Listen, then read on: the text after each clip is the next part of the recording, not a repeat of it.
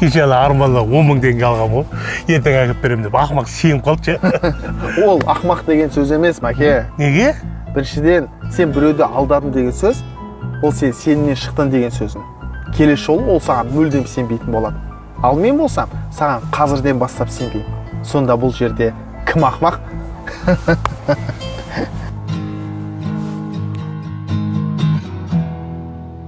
Рахмет ағалар, көп-көп. Алла разы болсын, жолдарыңыз болсын ағалар. Жақсы бауырым.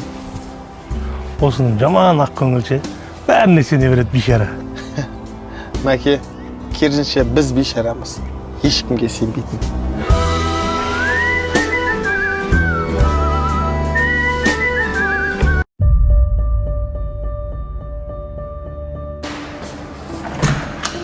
Базаға рұқсат па?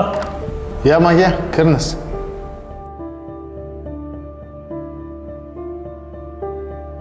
Базаға? Иә. Құрылыс бойынша қолыңызға қойып жібересіз ба? Маке, бір реттегі құрылыстар не болып жатыр? Иә, аяқталып жатыр бәрі. Керемет. Маке, енді сізге арнайы тапсырмам бар. Керемет сапалы материалдардан 2 этажды үй бастау керек. Болды? Толықтай мен сізге сенем. Жұмысыңызды бастай берсеңіз болады. Болды Базаға? Бастай береміз онда? Бастай берсеңіз болады. Сәттілік.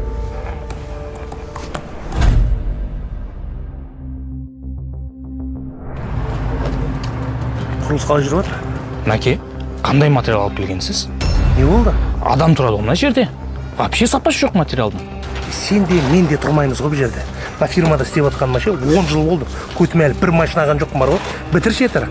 Болды Мәке, бітіріп берем, бірақ жер сілкініп, мынау қирап қалатын болса мен жауап бермеймін. Давай, қойсаңызды бітірші дерсің. Давай.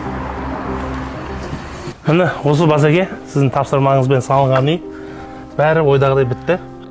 Бәрекелді, Маке. Сол тапсырма айтқандай сапалы неден құрдыңыз ба? Әрине, әрдайым сапалы қылып істеймін ғой, мен білесіз ғой. Маке, енді сіз өзіңіз Сүтқауыс компаниясына 10 жылдан аса қызмет етіп келе жатыр екенсіз. Соның құрметіне бұл үй сізге сыйлық.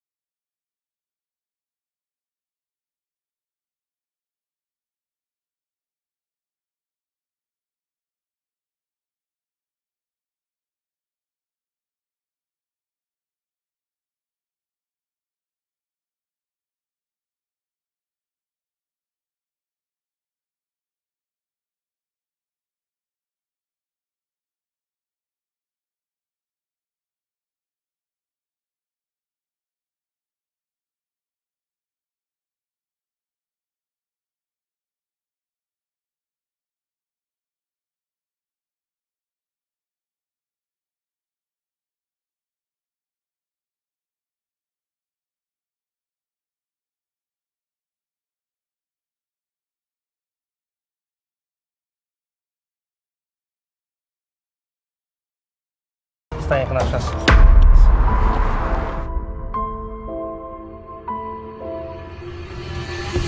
Жүрем, аға. Рульді бұра берін. Бәрекелді. Бол. Бауырым, мына здания мен достарым келді. Класстастарымды 10 жылдан астында көрмегеніме. Мына киімді бері тұр, алдынан сюрприз болып шығайын. Жоқ, камера бар ғой бұл жерде. Бауырым, еңбегін жемейін. Смело ғой. Рахмет, бауырым. Бұрын, киімді бересіз бе әлі? Өзіңіз істей бересіз ба? Рахмет, бауырым.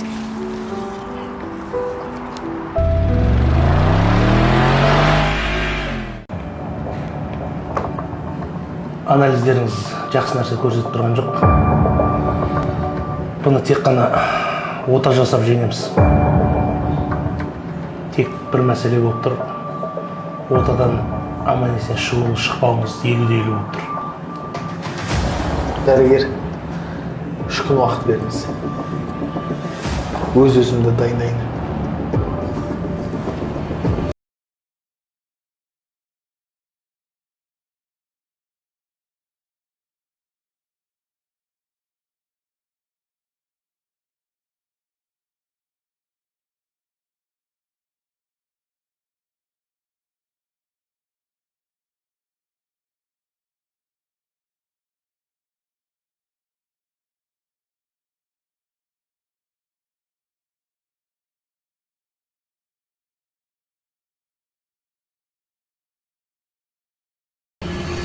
қай жерге емделдіңіз? Еш жерден ем алмадым. Соңғы анализдерге сенсек, сіздің ісігіңізден ештеңе қалмаған. Ізі қалмай жазылып кеткен. Бұл мүмкін емес. Досым, естіп жүрмін көптен бері ананы алып жүр. Кішкене жинаған қаражатын бір ананың еміне қолданып бауырым. Қой досым, саған керек қой. Бауырым, бір дұға етіп қойшы. Алла разы болсын бауырым. Алла ғұмырыңды ұзартқызсын. 500 теңгеге ет бересіз баға. 500 теңге ет келмейді ғой бірақ. Еш болмаса осыған жараса сүйек салып беріңізші. Бала шағам аш отырған еді. Аға, бауырымызға 10 кило еттен сап беріңізші. Аға, не деп отырсыз? Адамды ұялдырмасаңызшы. Бала шағаңызға алыңыз аға. Тамақ алып жеңіздер. Аға, Алла разы болсын.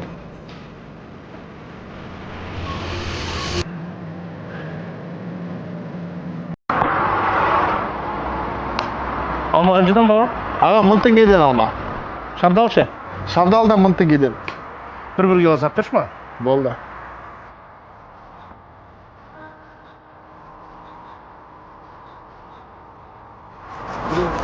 Ассалаумағалейкум, кел бауырым. Амансыз ба? Не сап берейін? Алмаңыз қаншадан? Бауырым, алма 200 теңгеден килограмм. Шабдалы ше? Шабдал да 200-ден. Қанша килограммнан сап берейін? 1 килограмм беріңіз. Болды бауырым.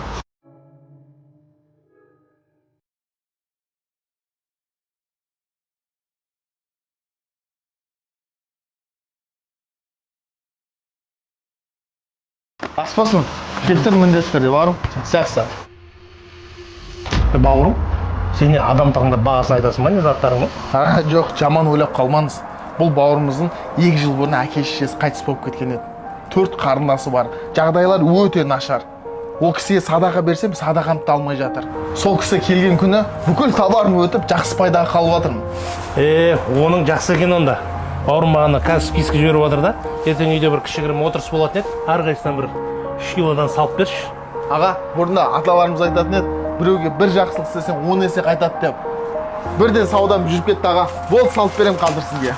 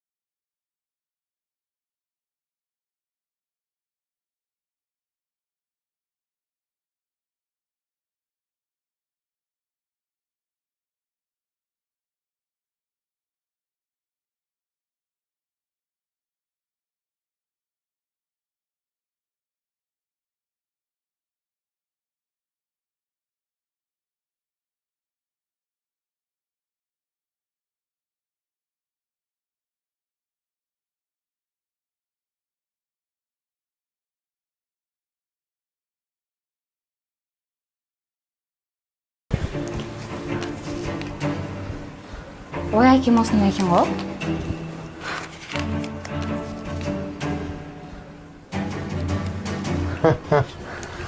Қашанға келіп кетіп жүре бересіз? Қашан үйленеміз? Қайдағы үйлену? Басымды қатырмаш.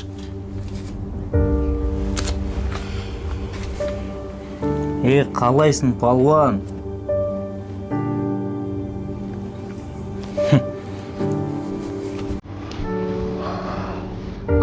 Жыламаңызшы.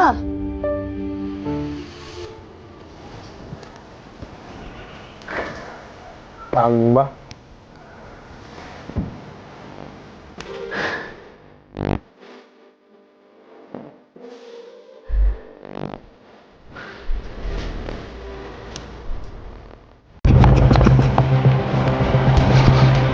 Балам, балам.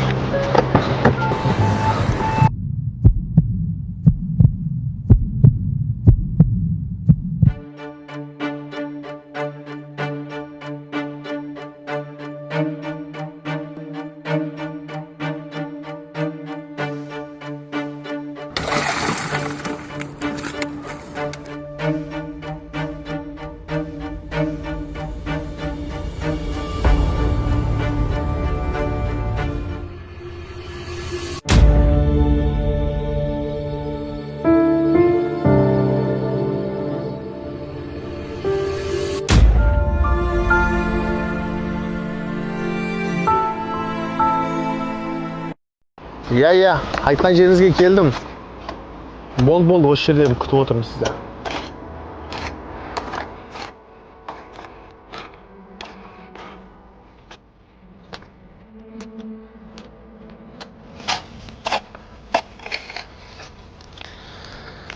Я бауырым, қарап тұрсың. Біздің жұмыс енді осы. Амал жоқ, бала шағаны асырау керек. Сен сияқты бай бағлан емеспіз. Жоқ, бауырым. Дұрыс түсінбей қалма. Негізінен саған қарап қызығып тұрмын. Бауырым, үстімнен күліп атсың ба? Әлде прикол тастап атсың ба? Қалай сен қызығасың ба? Жоқ, бауырым. Күліп тұрған жоқпын.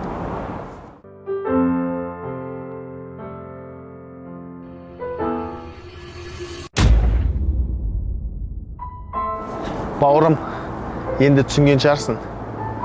Расында саған қызығатын адамдар өте көп. Шын байлық, қымбат көлік, қымбат киім немесе мансап емес. Шын байлық ол денсаулық.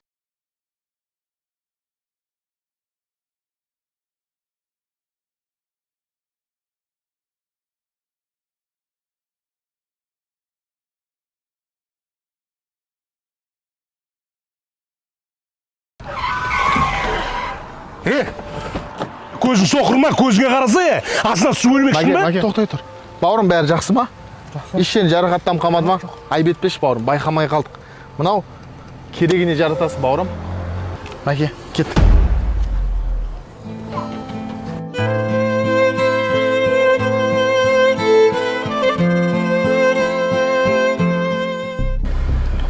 Қуасың ба сен, анаған сонша ақша беріп кеткен не болды?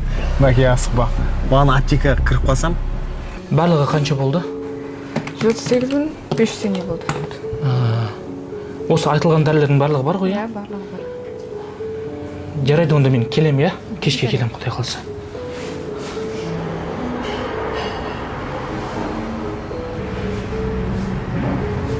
Дәрілер, я, бар екен, табылды. Я, анашым, алаңдамаңыз. Ең бастысы мен кешке шейін тауып келем, я. Бұның бәрін қайдан табаймын да? Я, Аллам, тек қана өзіңе тәуекел еттім.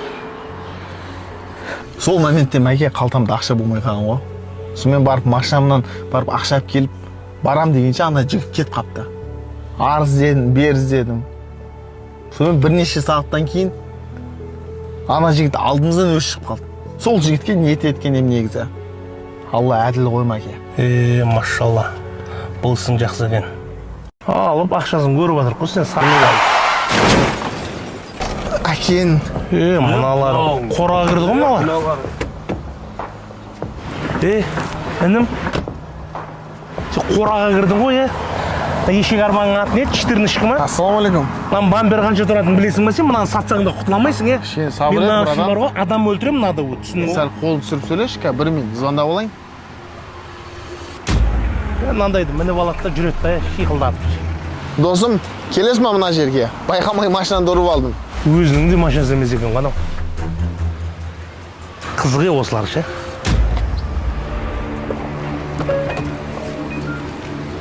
Келдің ба досым? Иә, келдім. Бәрі тыныш па? Тыныштық, аман сен бауырым. Айтып үлгермедің ба? Басып кетіп қалдым. Тормоз істемейтін еді ғой. Досым, мынау мен ең бірінші мінген машинам ғой. Bir айда 5-ке саулайды. Досым! Тормоз дұрыс істемейтін еді ғой оның. Ештеңе етпейді досым. Қазір.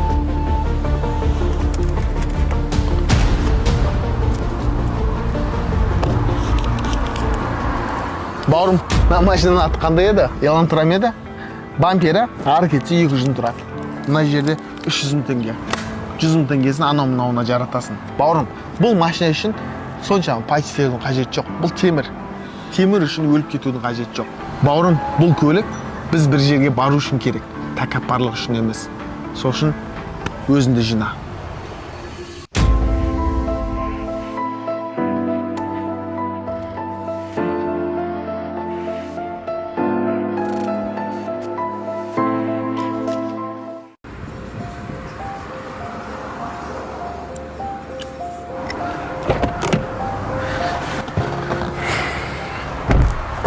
Досым, не істеп кеттің? Үйіңе шығуың қиын болып кетті ғой. Досым, білесің ғой, ештеңеге жылайын жоқ. Не болып қалсың же? Өзім білетіндей партнерім қадап кетті. Компания банкротқа түсті. Үйде проблема болып жатыр. Досым, маған қарашы. Анау не? Боковойына Машинаға боковой не үшін керек? артқа қарау үшін да. Сол артқа қарап қойып машина айдасаң не болады? Авария боласың да. Көрдің ба? Өмірде де сондай. Артыңа қарап өмір сүре берсең, құлайсың. Тек алға қарай өмір сүр, жол алда. Түсіндім досым, рахмет. Досым, өмір деген бірде ащы, бірде тұщы. Әр нәрсеге көңілін түсіре бермесей. Кеттік ба? Кеттік бауырым, рахаттанып қалдым ғой. Сен барың қандай жақсы, айдашы машина. Есімім Қуаныш, қазір кәсіпкермін. Есімім Арман. Көптен бері жұмыссызбын. Орташа отбасыданмын. Мақсаттарым биік болды. Әрдайым еңбек етуден қашпадым. Орташа жанұяда дүниеге келдім. Мақсаттарым биік еді. Мектепті бітірген соң өз күшіммен университетке грантқа түстім. 17 жасымда ішкілікке беріліп, оқуымнан шығып кеттім. Оқуымды бітіргеннен кейін жақсы жерге жұмысқа тұрдым. Оқымағаннан кейін көп жерлер жұмыс қалмады.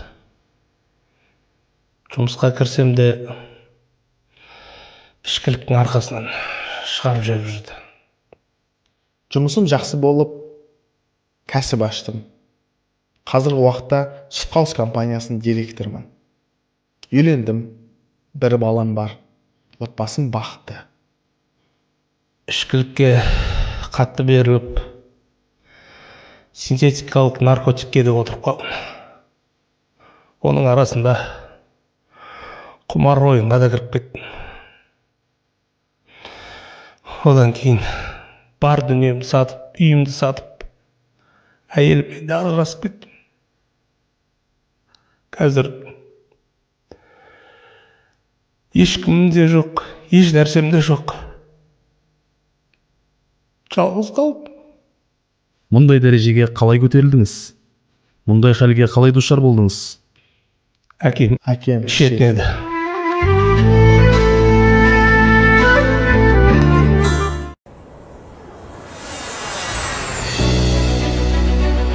Қуаныш, алғашқы самолетіңізді алып жатырсыз. Бизнестеріңіз жақсы жүріп жатыр. Қандай проект бастасаңыз да алға жүріп кетіп жатады. Бұның сыры неде? Аллаға шүкір мәке, рахмет. Айтсам сенбейсіз ғой. Анашым, қалайсыз? Сізге подарок алып келдім. Алыңыз. Анашым, асық сен жұмысқа кеттім, жақсы. Рахмет. О Аллахым, баламның ісіне береке бере көр. Амин.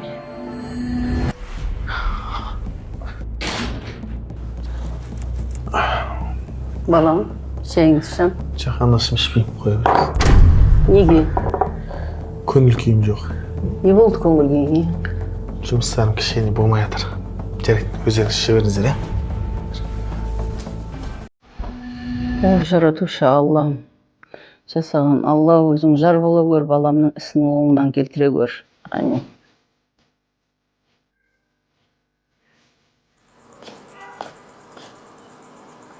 Алло. Алло, Қуаныш мырза, сіз ба? Иә, мен. Біз Тоғыз компаниясымен $10 миллион келісімшартқа қол қойдық.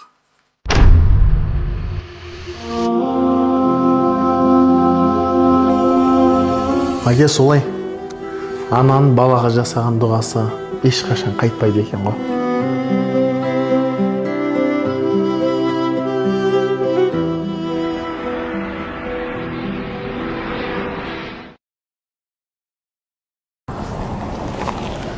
Бауырым, Қонаева 13-ға қай жерде айтып жүресің ба? Примерно 100 метр жүрес, сол жақтан шығады. 38-ші мектеп, 11Б. Данияр Қуаныш, отличник, алтын белгіге бітірген. Дәл солай. 38-ші мектеп, 11Б. Махамбет, двоечник. 11-ші классы 2 рет оққан. Сен ба? Дәл өзі. О, класстас, ассалаумалейкум. Алейкум ассалам. Қуаныш, өмір деген неткен қатыгез, қараш. Маған есінде ма апайлар? Махамбет, сен двоечниксің, сабақ оқымайсың, адам болмайсың деп айтатын еді, білесің ба? Сен алтын белгіге бітіріп, қалай мына дәрежеге түсіп кеттің? Бүгін сол жұмысым ауырып қалған ғой, Махамбет. Сонымен қонақтар кеп қалатын болды. Даланы сыпырып тастайын деп шыққам ғой. Жалпы өзім осы үйде тұрып жатырмын. Өзінде қалай? Не істеп жатсың? Алло, шеф. Я қазір балаңызды апарып тастаймын. Содан кейін машинаңыз жуып тез барам ғой. Я болды. Бауырым, сәл асықсың, жақсы бауырым. Жақсы. Араласып тұрайық, бауырым. Ренжімейсің, сәл асықсың. Болды.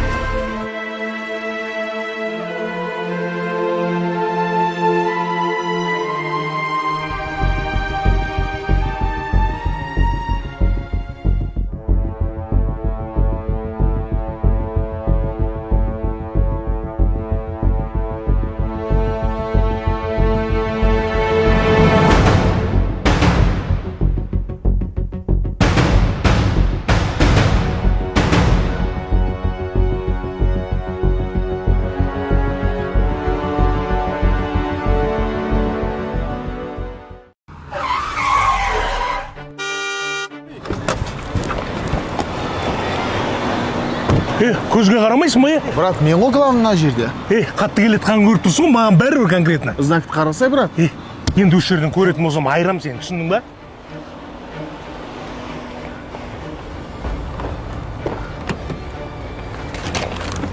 Ассалаумағалейкум. Алейкум ассалам әке. Айтқандай инвестор тауып қойдың. Сенің жобаларың ұнады. Сүт қауыз компанияның президенті келе жатыр осы жерге. Машалла, қазір осы жерге келе ма? Иә. Осы жерге шақырдым. Мәке, міне өзі келіп қалды. Қуаныш мырза, ассалаумалейкум. Салам. Міне сізге мақтап жүрген досым осы.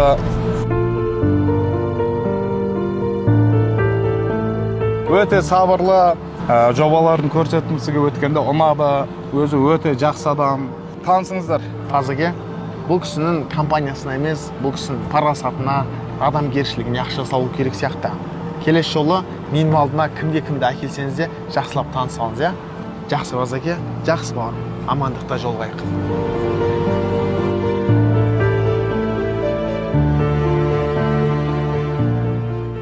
Болды. Реттеп қоймыз қазір, Кеп отыр ғой қазір, заттар кеп отыр ғой. Тауардың бәрі кеп отыр ғой. Болды, қазір реттейміз, Ассалаумалейкум, қалайсыз Базеке? Қанша рет айтамын сендерге, кір қолыңмен сәлемдеспеген деп.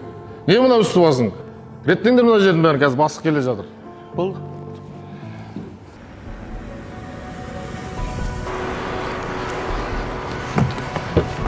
Ассалаумалейкум, Базеке. Алейкум ассалам. Қалайсыздар, Базеке? Жағдай жақсы ма? Жақсы, аман, сен өздерің. Жайлап. Қалай жұмыстар болып жатыр? Кетіп жатыр, Базеке, жұмыстар кетіп жатыр, білесіз ғой? Бәрі мен контролімде ғой, сіз тапсырғаннан кейін. Тексеріп шығайық. Базеке, өзіңіз тапсырғандай құрттардың бәрін қазір реттеп, упаковкалап, Қазақстан қалаларына жіберіп отырмыз. Ассалаумағалейкум.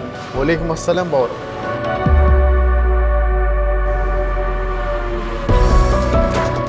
бауырым, адал еңбекпен ақша тауып отқан қолдан ешқашан ұялма. Басқалар ұялсын, алаяқтықпен адамдарды алдап мошенник болып жүргендер ұялсын, бауырым. Мұндай адал ақша тауып жүрген қолдан ешқашан ұялма. Қолың кір болса кір болсын, бауырым, бірақ жүрегің таза болсын.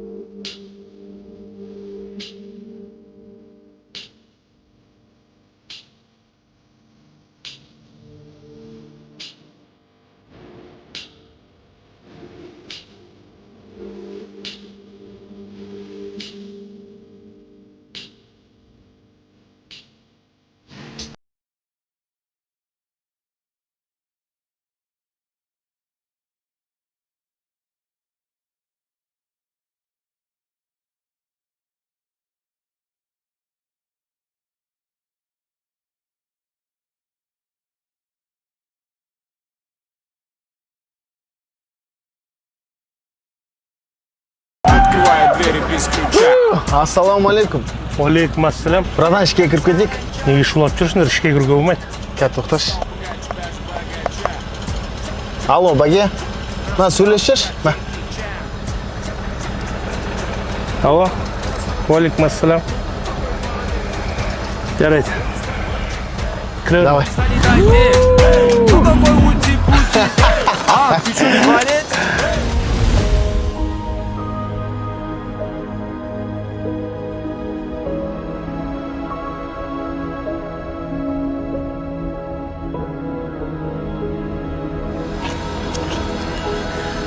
Бауырым айттым саған, сенде қуаныш болса, талар баласынан айырылып қайғырып жатыр.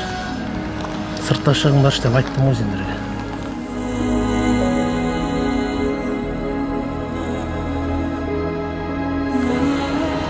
Братан, сыртта күте тұрайық. Кеттік.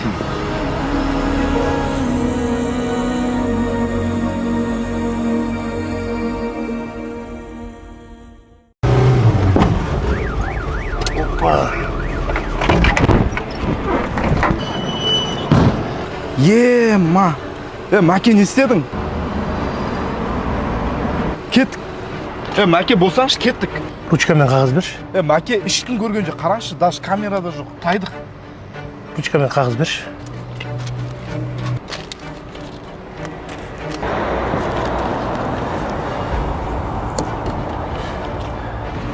Болды. Хабардамыз, бауырым, да. Мәссаған. Мына жер сырып кетті ғой біреу.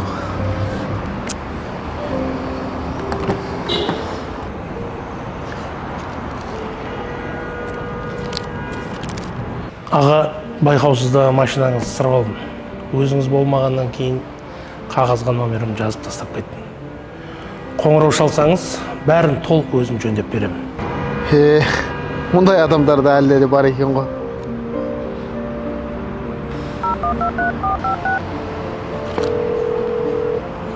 Алло. Алло. Ассалаумағалейкум, бауырым. Уалейкум ассалам. Бағана мен машинамды соғып кеткен екенсіз. Иә, байқаусызда соғып алдым. Иә. Сүт қауыс компаниясына келсеңіз жақсы болар еді. Болды, қашан барайын? Бүгін келсеңіз. Болды, жарайды. Болды, күтем сізді.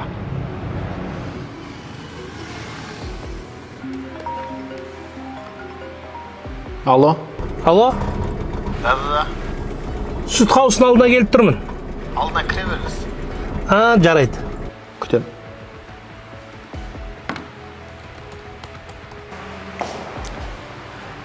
Осындай адамдар әлде де бар екен ғой. Ассалаумағалейкум, бауырым. Сәлем, бауырым. Ренжімеңізші, байқамай сырып кеттім машинаңызды. Ешкім камерада көрмеген, ешкімде болмаған о жерде. Кетіп қалсан да болатын еді ғой. Төбеде 24 сағат камера түсіріп тұр ғой. Құдай көріп тұр ғой, бауырым бәрін. Мен енді мына өмірде ақшамен құтылуға болатын нәрсені ол дүниеде сауаппен құтылғым келмейді. Бауырым, Алла разы болсын.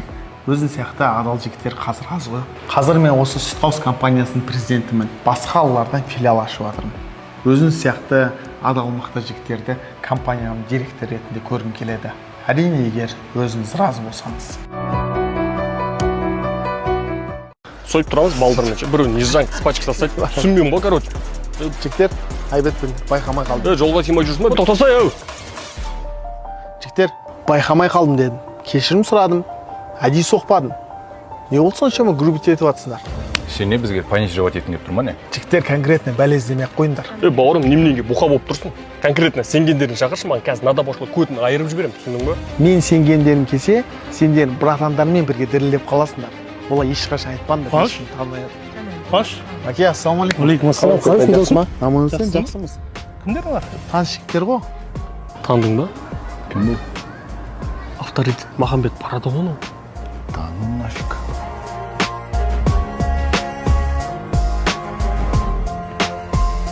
Мәке, түсінікті. Қазір 1 минут. Жігіттер, Не ой, братан? аман болыңдар. Жақсылықта жолығайық. Кеттік досым. Не отыр басқа?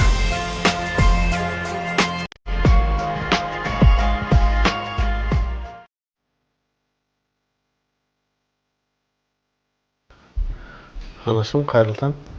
Қайырлы таң. Жұмысқа асығыс кетіп бара. Балам айтпақшы, ағаңа біраз нәрселер дайындап қойып, соны бүгін апарып қайтсаң дұрыс болар еді. Анашым, үлгермейтін едім. Соны бір доставкамен Яндекспен жібере салыңызшы. Енді біраз болды ғой бауырыңның жағдайын білмегелі. Жағдайын білсең әдемі болар еді алтыным. Бүгін көп жұмысым бар еді, сол үлгермеймін анашым. Келесі жолы барып қайтады.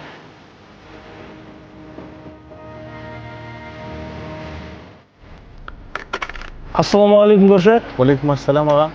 Мен жеткізіп тастайсың ба? Жүріңіз аға. Тез жеткізейін, асықсың. Аға, қайда шықтыңыз? Ағаларыма баратыр едім. Біраз болды көрмегеніме, сағынып кеттім өздерін. Дұрыс екен аға. Мына жерге тоқтайсаршы. Болды аға. Көрші, ағаң көрінбей қалды ғой. Үй жаққа да келмей қойды. Араласып тұрсыңдар ма? Иә. Алла жолыңда шықсын.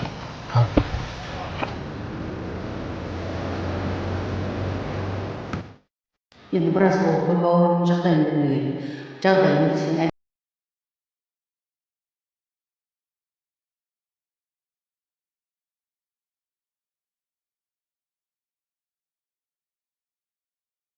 Қуанышым.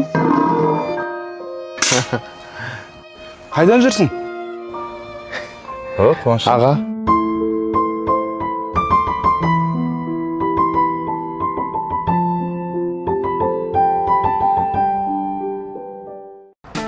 Жаңа қарым ашып кетті, тамақ ішейікші. Кафе бар екен ғой. Кафеге ма? Жаңа кеттік, пожалуйста, кафеге барайықшы. Мына жаққа емес, мына жаққа отырайық, кеттік. Осы жаққа отырайық, біз.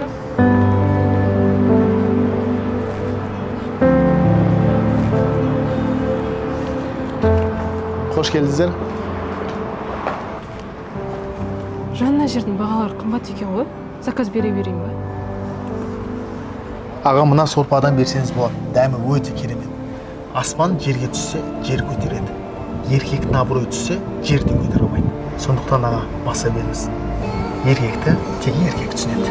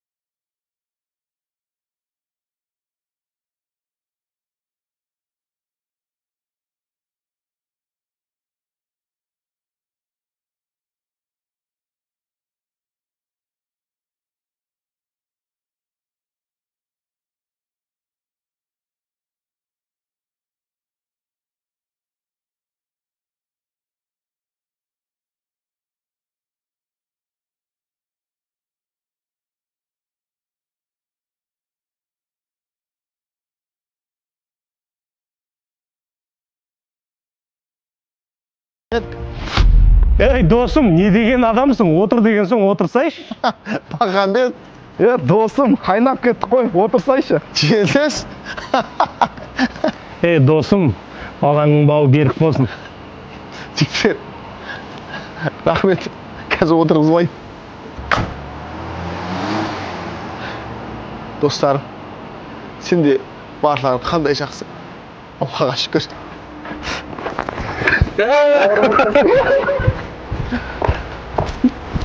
Кеттік отырмын, нұрдасым, отыр.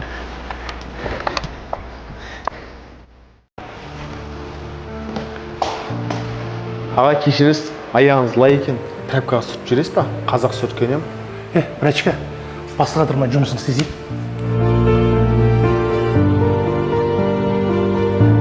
Ассалаумағалейкум. Жағдайыңыз қалай, аман-есен? Озмайып жүрген жұмысың? Иә, келіңіз, жайғасыңыз, отырыңыз. Немене пол жуатын әйел адам таппай қалсың ба? Еркек адам жуып жүрген. Жоға. Ассалаумағалейкум. Қоншаға, өткендегі айтқан ағам осы кісі. Жақсы, білімді, өте адамгершілігі мол, жұмысқа адал кісі.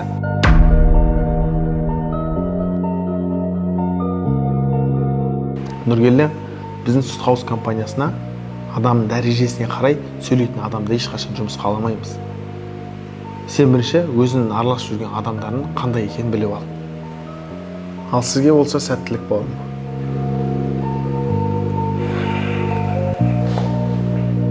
Қош көрдік досым, таң азанымен таныштық па? Біраздан бері мазалап жүрген бір-екі мәселе бар еді. Сол өзіңізден кеп ақыл кеңес сұрайын деген едім. Айта бер, таныштық па? Әке.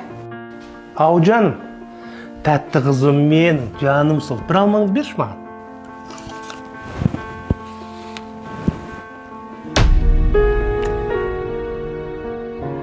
Әке, мына алманы жеңші. Бұл тәтті екен. Жаным сол. Алла разы болсын саған қызым. Тәттісін папасына беріп отыр екен ғой. Қатын, сен маған уже 3 қыз туып бердің, білесің ба? Маған 4-ші ұл керек. Ұл, түсінесің ба? Ұл. Егер ұл болмаса, алдыртса.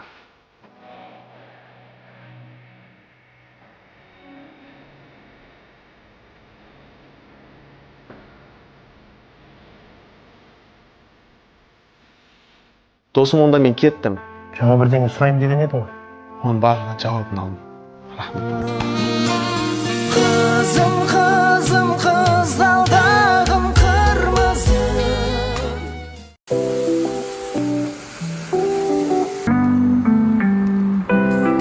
Болды ма Брачка? Аға, машинаңыз дайын. Жақсылап сүртіп алдың ба? Сүрттім аға.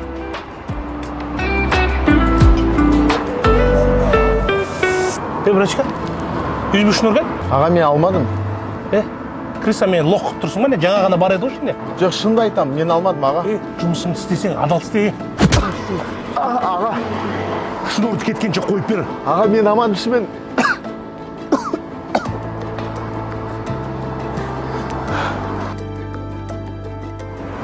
Досым, қалайсың? Бағана сен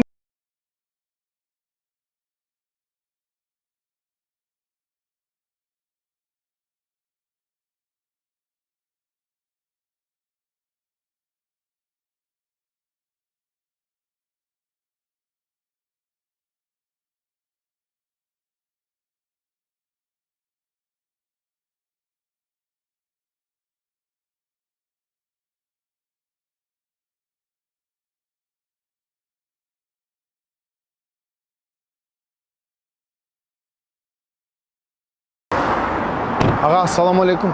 Уалейкум ассалам. Аға, анам ауырып тұрған еді. Ақшалай көмектесе аласыз ба? Дәрісіне жетпей жатқан еді. Алдап жатқан жоқсың ба? Жоқ аға, алдап жатқан жоқпын. Ішпейсің ба? Жоқ аға. Қарап тұр. Рахмет аға. Алдап жатсаң разы емеспін. Рахмет аға. Аға, мына жер көп аға.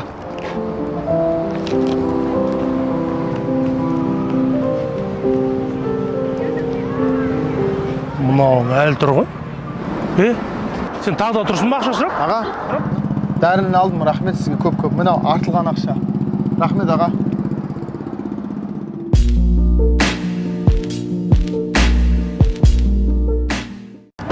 Жігіттер, қазір инвестор құптаса, барлығымыз жағдайымыз доп болады. Мәке, қазір звондаса, осы көлік саған берем. Еркекше. Алло? Қуаныш мырза, Иә. инвесторлар келісім бермеді. Жігіттер, өкінішке орай что-то құптамапты инвесторлар. Аға, машинаңыз балон сұрып берсем бола ма? Анам қатты ауырып жатқан еді, соған дәрісіне ақша керек болып отыр еді. Болды інім, бірақ жақсылап сүрт, иә? Міне, анана міндетті түрде дәрі ал. Ба.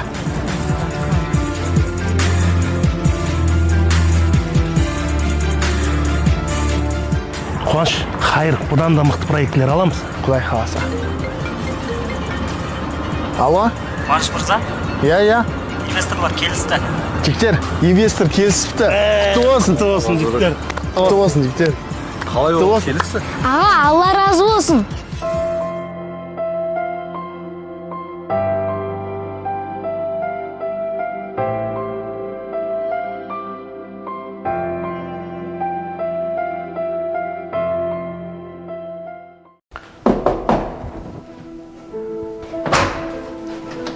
Ассалаумағалейкум. Қалайсың? Уалейкум аға. Кірсейге. Мағжан бар ма? Қазір келеді, кірейге. Қалайсың, Қуаныш? Не жаңалықтар болып жатыр? Аға, сізге бір әңгіме бар еді. Мағжанның біраздан бері маған қарызы бар еді.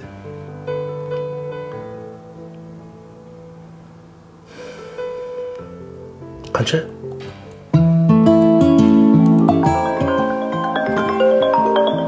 Алло? Досым жұмыстасың ба? Иә, жұмыстамын. Шықса кеп тұрмын. Қазір. Ассалаумағалейкум. Уалейкумсалам. Қалай бауырым? Бұл не ол бауырым? Сен өткенде алған қарызың ғой бауырым. Досым, мен саған қарызға бермедім ғой. Қой шығардың. Сенен ұялып, мен телефонын алмай, тіптен жолға кеттім. Өзімде жоқ еді. Ағамнан алдым. Бауырым. Аға, бір ретте Мағжан кредиттерін жауа алмай жүр екен. Сонымен келіп ақша сұрады қарызға. Бермеймін десем де қоймай қойды. Бергім де келмеді оған. Кредиттерінде өзім жауып бердім десем, оған да келіспеді. Амал жоқ, қарызға беруге тура келді. Аға, айтыңызшы, шын достардың арасында қарыз жүре ма?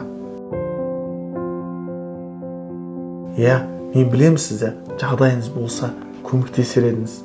Бірақ әттен, аға, мынау ақша Мағжанға бересіз ба? Звонсам телефонын алмайды. Ялып жүрген шығар. Өтініш, мынаны сіз апарып бересіз ба? Менің қарыздарым жауап берсінші. Мен жан досымдан ақша үшін айырылып қалып келмейді. Жарайды.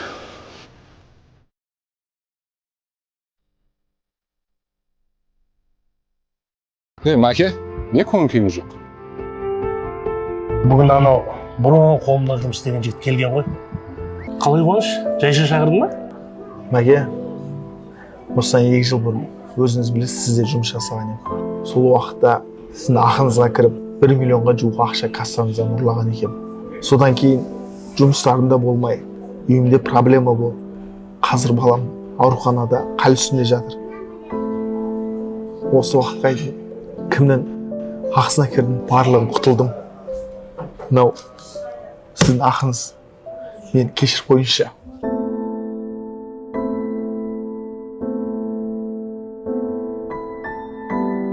Мәке, жақсы oldu қайтарса?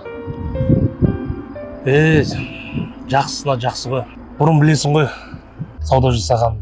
Сол кезде адамдардың картошкасынан, күрішінен, ұнынан, тараздан жегенім бар еді. Дүние табам деп. Ол бүгін қарызынан құтылып кетті менен. Мен сонша адамды қайдан табам? Қалай құтылам олардың қарызынан?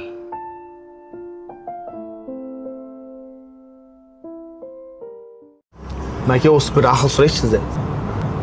Осы байлығын, дүниен бар келсе, қасында досым деп жүретіндер өте көп қой. Бірақ қайсы шынайы, қайсы өтірік екенін біле алмай жатасың да. Соны қалай білуге болады? Қазір Қуаныш мен саған көрсетейінші. СМС бір жігітке жібереміз да қазір. Жауабын күтейік.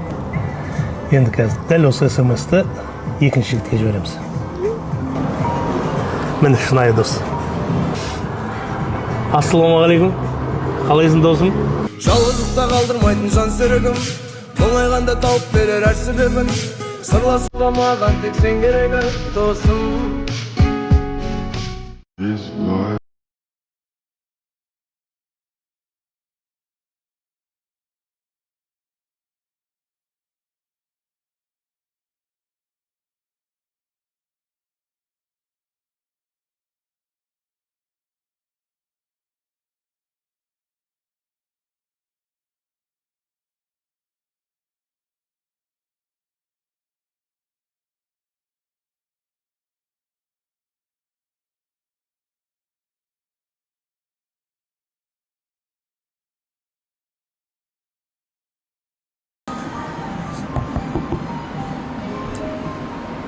Машинаңыздың болуын сүртпірсің ғой? Жоқ, кіре емес. Інім кел, жақсылап сүртпе.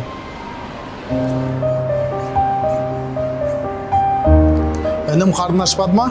Жоқ аға, қарын тоқ. Інім, жасың қаншада?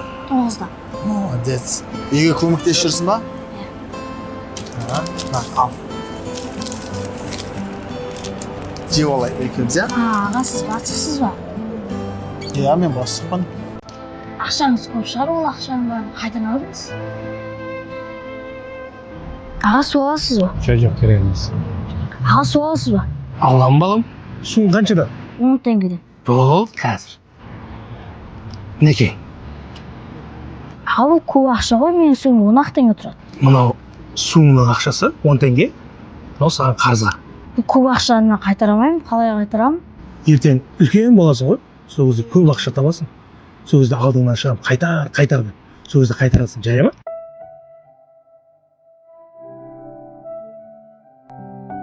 Қарызға ағам. Інім, мына ақша, баллон жуғанына ал. Аға, бұл көп ақша ғой, маған 100 теңге өрсен жетеді. Ішіндегісі 100 теңгесі саған, қалғаны қарызға. Аға, бұл көп ақша ғой, мен қалай қайтарамын? Ертең үлкен жігіт болғаннан кейін көп ақша таба бастайсың. Сол кезде мен сен алдынан жүгіріп шығам. Аға, қарызымды қайтарыңызшы деп. Сол кезде маған қайтарасың. Жарай ма?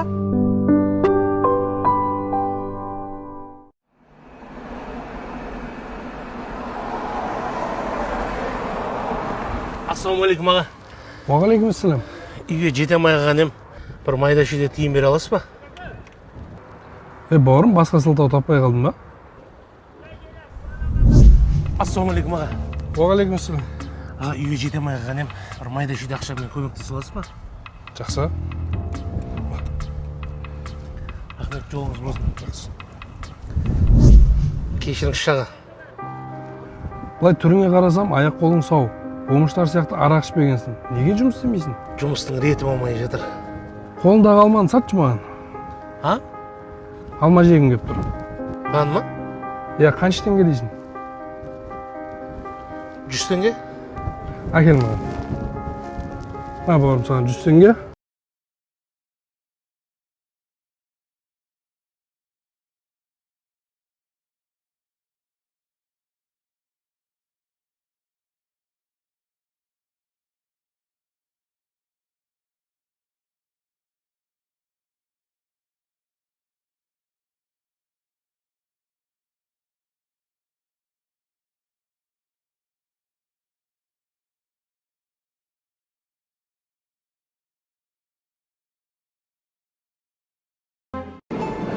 Ассалаумағалейкум аға. Уағалейкум ассалам. Кеп отырын.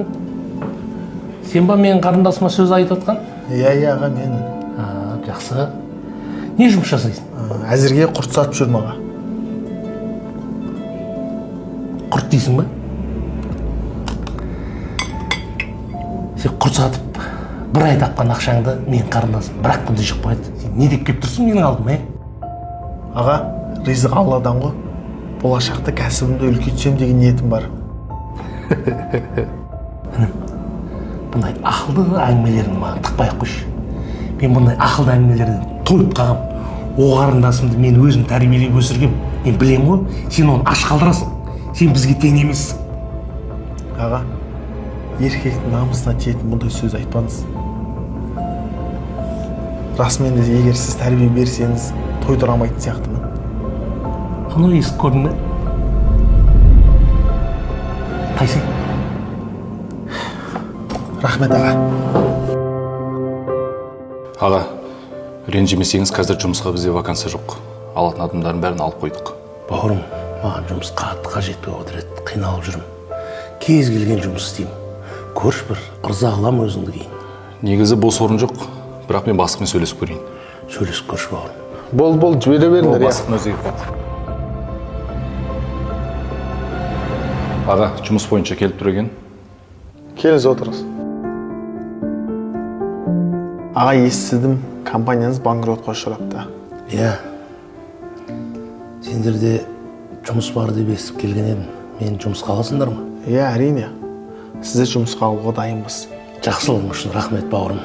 Бұл аға жақсылық емес, адамгершілік. Анау есікті көрдіңіз ба?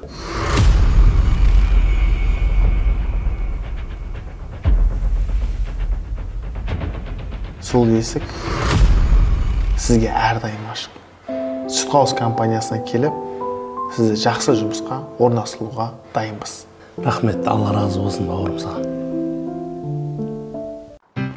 Болды, түсіндім. Гүлбаршын Тілеубердиевна, сіз не айтсаңыз сол ғой. Жақсы. Баке.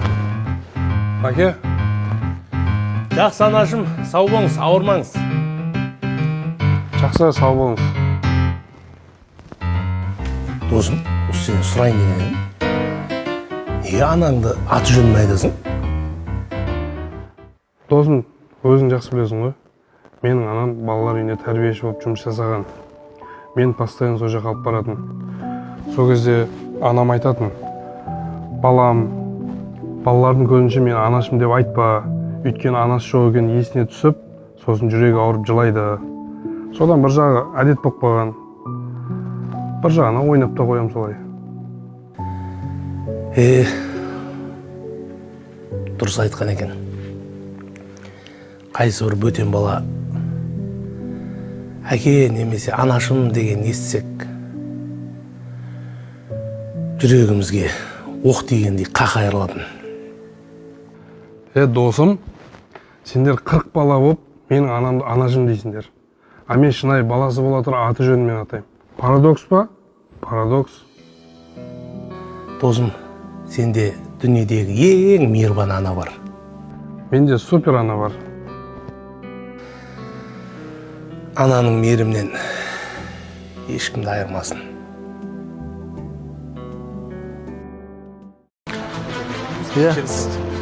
Сәке, в общем, сондай, бана бара жатқанбыз. Бауырым, Айбекті байқамай қалды. Тоқташы, бауырым. Тоқташы, бұқа.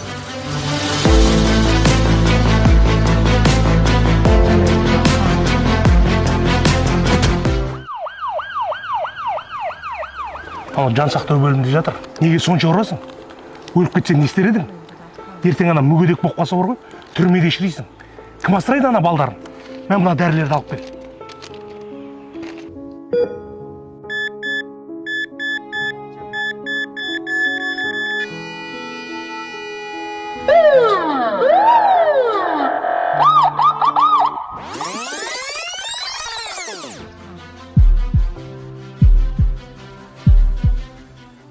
Жексер, Айбетпендер, байқамай қалдық.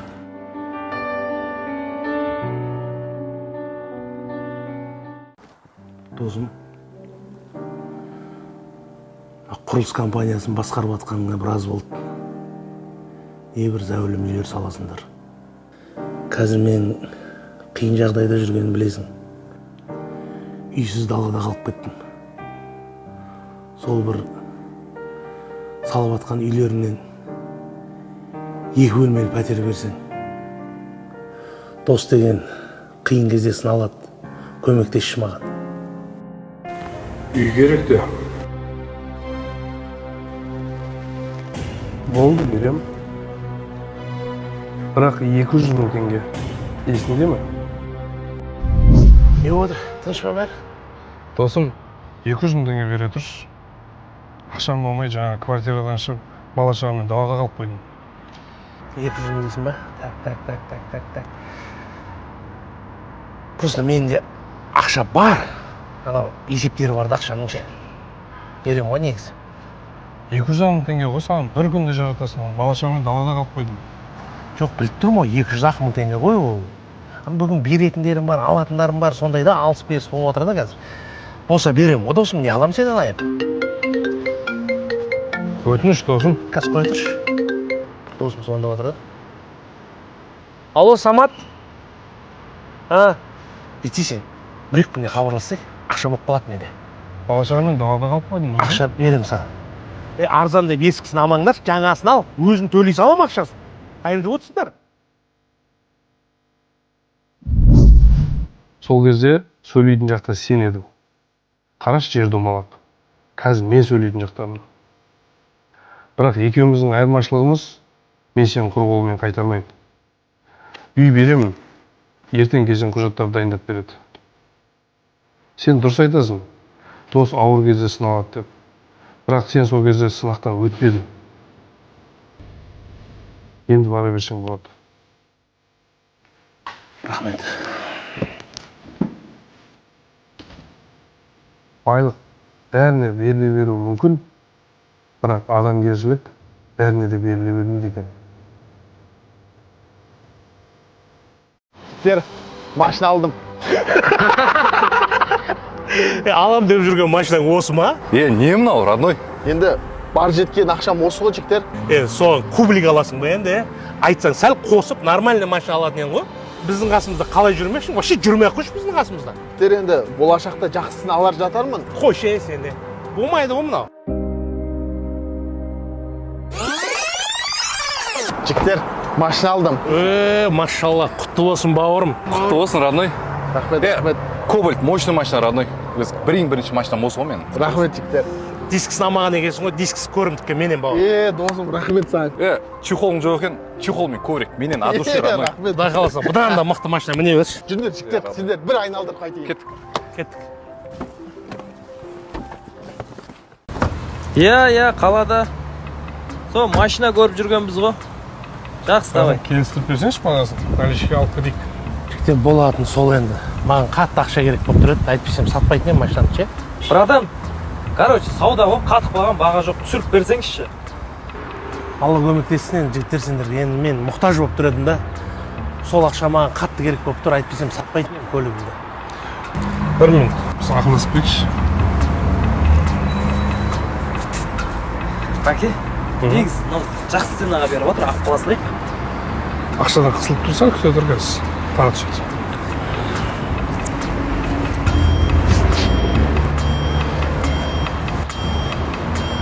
Братан, бізге сәл қымбаттау болып тұр. Біз басқа машина қараймыз ау. Ренжімеңіз. Жігіттер, Бәке, сіздің жаңа күте тұрайық дегеніңіз дұрыс болыпты негізі. Жақсы цена қалдық қона машинаны. Алло? Иә. Жарайды. Жақсы келе бер. Қашты ба? Жаңа машина сатқан жігіт қой. Машинада пакет қалып кетті. Ап алайыншы дейді. Жақсы бересің. Болды. дәрігер, бар тапқан ақшам осы. Баламды аманат қалыңызшы. Аға, мына ақшаңыз дәріге де жетпейді ғой. Дәрігер, бір амалын табыңызшы. Бәрі үмітім сізде. Тапқаным бәрі осы болды менің. Жарайды аға, мен еңбек ақымды алмай-ақ қойын. Бірақ операцияның кем-кетігіне де жетпейді ona ақша.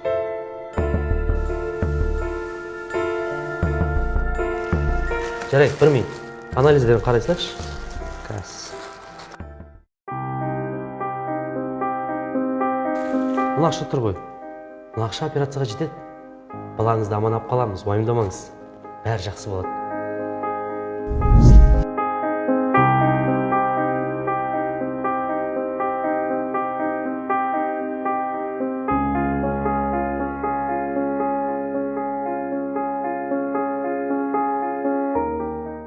Бауырым, жарайсың. Мықтысың ғой сен. Ты красавчик.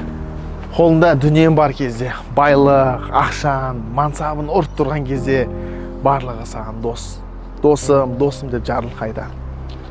Ал енді сен дымсыз қалсаң, ештеңкесіз қасынан ешкімді таба алмай қаласың. Тек шынайы достан басқа. шынайы достарымыз жасасын.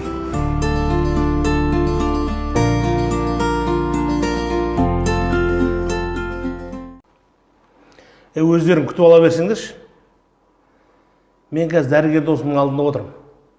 Давай, қазір барам. Досым, не жағдай?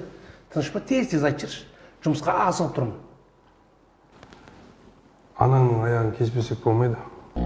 Не? Ауру бүкіл денесіне тарап жатыр. Ертерек кеспесек кеш болады. Әзілдесіп жатсың ба? Олай әзілдеспеші, досым. Жоқ, бұл ешқандай да әзіл емес. Мен саған қанша рет ескерттім. Менің сөзіме де, анаңның сөзіне де мән берген жоқсың. Ау, мам. Жоқ, ол дәрілерді алмадым. Жұмыстан қолым тимей жатыр ғой. Бопты, мам, мен жұмыстамын. Кешке ала барам. Ол жерге қоймасаңдар ше? Жоқ, сізге емес. Жақсы. Досым, менің ақшамның бәрі сенікі. Не сұрасаң да беремін. Тек анамның аяғын кеспейтін бір амалын тапшы. Бір жолы бар. Қандай? Бірақ білмеймін оны, сен таба аласың ба, таба алмайсың ба? Табам, жанымды берсем де табам. Айтшы, не ол? Қазір оны жазып беремін.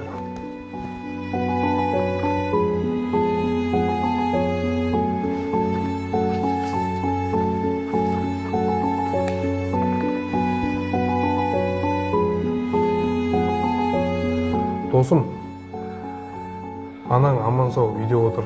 2 ай болды мен дәрілерін жіберіп отқаныма. Саған айтпай қойыңыз деп өтінгем. Ал сен болса, жұмыс, ақша, байлық деп дүниенің соңынан қуып жүрсің. Сен дүниеге әкелген асыл байлығың үйде сені күтіп отыр. Көзімді ашқаныңа рахмет.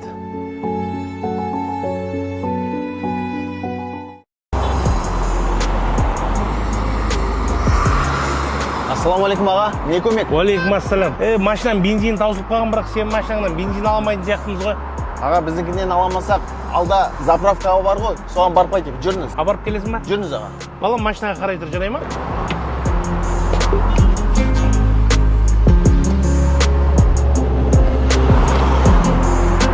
Рахмет бауырым. Жол ақысы қанша болды енді бізде? Аға, қызмет ақысын бергіңіз келсе, егер кімде-кім жолда қалып кеткен адам болса, соған көмектессеңіз, сол қызмет ақыңызды өтедім деген сөз. Болды аға, жақсылықты жолдайын. Тұр бабам.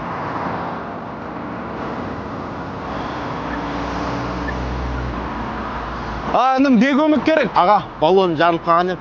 Сол вулканизастағы барып қайта аламыз ба? Болды, барып қайтайық.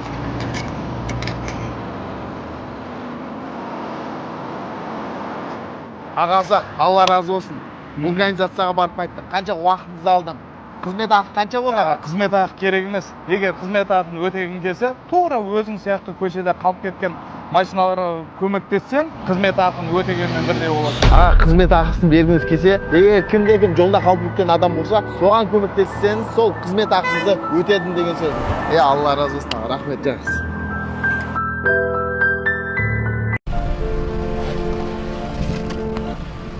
Намазға кешіп бара жатқан кезде орын болмай. Қуаныш, мына жерге қоймай қоямыз ау. Қазір машинаға шығамайды мына жерге. Кіреміз де шығамыз, кетіп жүр.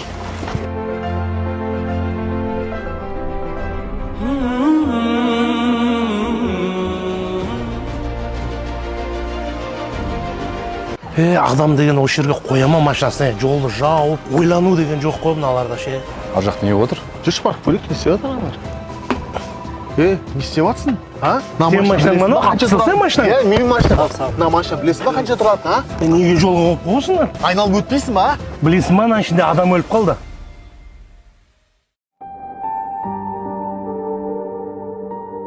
Ердос, сен не жүрсің мұнда?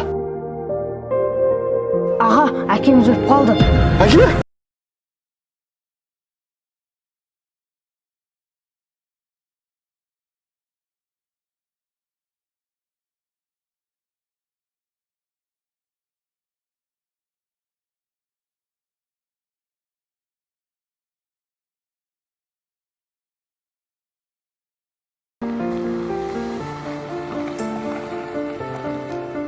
Аға, келдік. Бауырым, неге сонша түнгіште тақсам өтеп жүрсің? Аға, біраздан бері балам ауырып реанимацияда жатыр. Ақша былай тартсам, былай жетпейді. Сондықтан амал жоқ, күні түні таксовать етіп жатырмын. Иә, білем, бұл ақшам жетпейді ғой, дәрі-дәрмекке де. Бірақ амал жоқ енді. Хайыр енді. Бауырым, менің ақшам бар, дүниемнің бәрі түгел. Бәрі жеткілікті. Менің де балам ауырып жатыр. Ауырып жатқанына біраз болды. Еш жазылмайды. Бүгін түс көріппін. Түсімде бір аппақ киген адам кеп, бір мұқтаж жанға көмектессең, балаңа шипа болады деді. Бауырым, мен саған көмектесейінші. Ақшаны алшы. Менің балама бір дұға қылып қойшы. Аға, бұны алған қалай болады екен? Ал, бауырым, балаң жазылып кетсін. Рахмет аға, Алла разы болсын. Алло, Аружан? Иә, баламыздың еміне ақша таптым. Алло? Отағасы, дәрігерлер баламыздың емін таптық деп жатыр.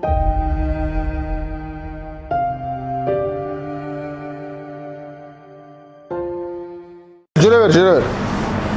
Оңға. Несін сөй керек, братан? Мына машинаны көріп тұршы, қанша жерге апардым, таппай жатыр причинасын. Болды. Братан, сөйге болады, бірақ жұмыс ақысы 500 мың болады. 500 мың? Иә, 500 мың. Не айтып отырсыңдар, Мына 500 мың теңгеге мен мотор алам ғой, сәл түсірсеңдерші. Братан, істетесің бә, істетпесің бә, кете бер. Бауырым, 100 мың теңгем бар. Мына істеп берші, қазір мотор кетіп қалады. Сен моторын кетейін деп жатса, мен анам кетіп қалды. Осыдан 5 жыл бұрын есінде ма? Аға, анам жағдайы қалай? Анаң дерті оңай емес. Оған енді срочно ақша керек, қазір бәрі қымбат білесің. 500 мың теңге тауып келсейсің. Аға, қазір менде 500 мың жоқ, 100 мың беріп кетейін, сіз басай береші, қалған тауға кеп берем, аға, қарыз қалып болсын. Інім, сен де түсініп тұрың негізше, бірақ ондай болмайды. Ертерек тапсаң, ертерек емделеді. Бар.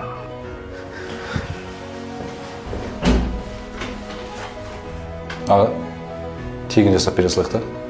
Егер қазір жасамасақ, анасы өліп кетуі мүмкін.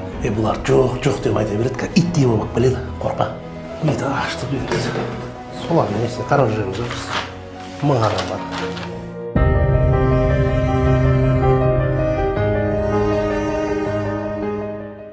Иә, сол.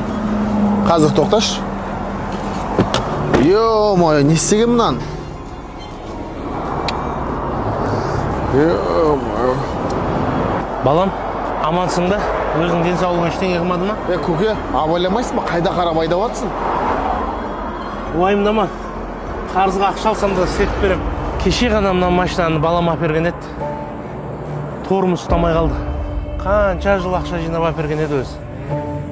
Братан, машина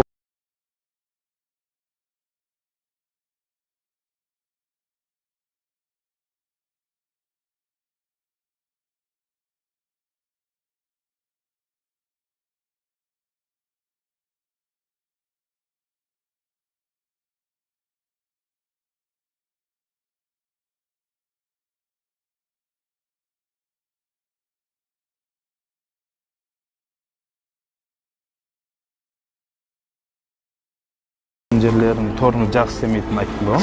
Сен қызық екенсіз, братан. Оны айтсам мені кім алады? Дұрыс емес қондай. Братан, қойшы, бәрі қазір солай сатады.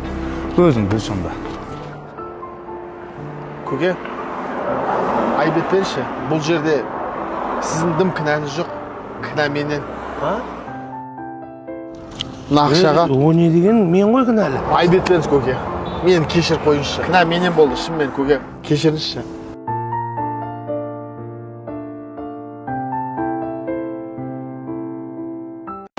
Жіктер, машина осы. Өзім айдағам. Қай жылғы машина? Машина 2020. Пробег қанша?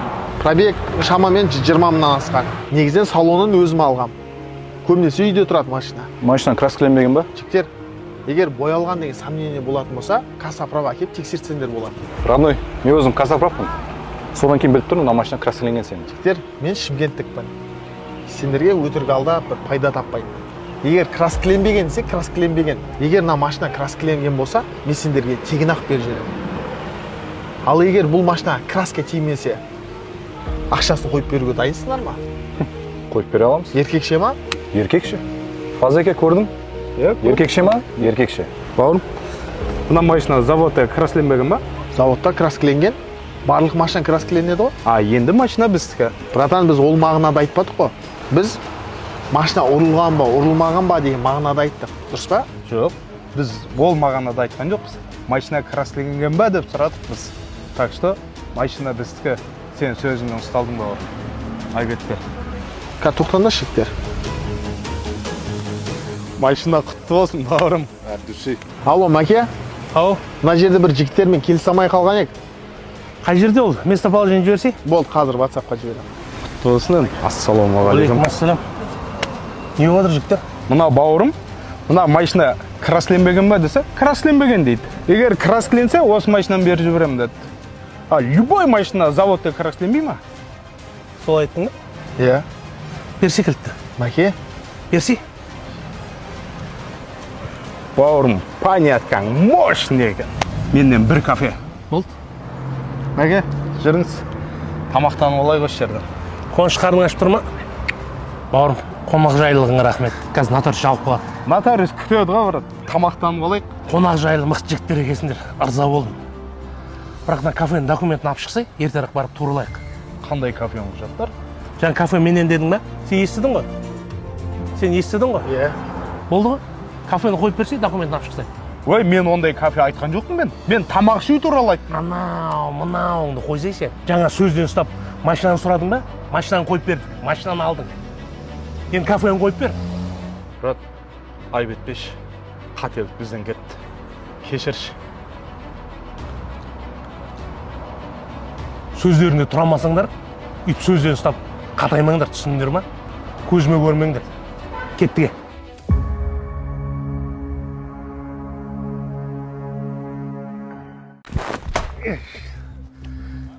Бәле болды мыналардың бәрі бар ғой. Досым, не болды? Тыныштық па? Жарты жыл болды бір жұмысқа кіре алмай жүргеніме. Бір документ жетпеді дейді, апарасың. Тағы да, ой, мынау документ жетпеді дейді. Бәрін бірден айтмайды да, жүрмін осылай. Уайымдамаса шешеміз ғой. Досым, ертеңнен бастап жұмысқа шыға берсін ба? Әкем ауырып жүр ғой, больницаға жатқызамай жатыр. Досым, уайымдамаса шешеміз ғой.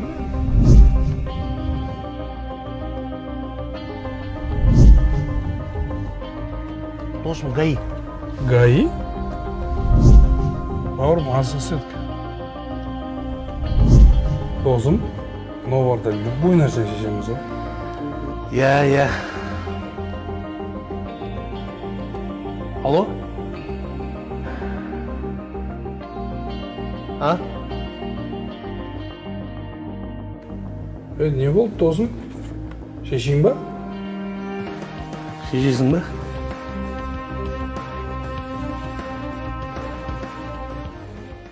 Әкем қайтыс болды.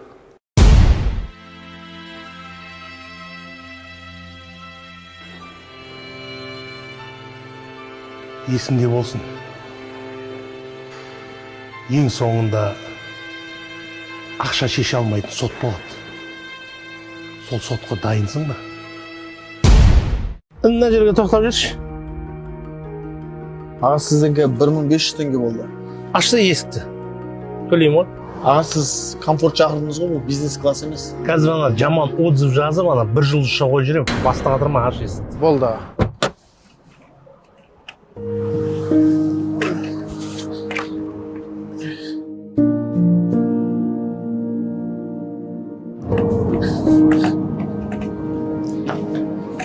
Кешіршінің өзім жазалам. Ағама қиын емес ашу.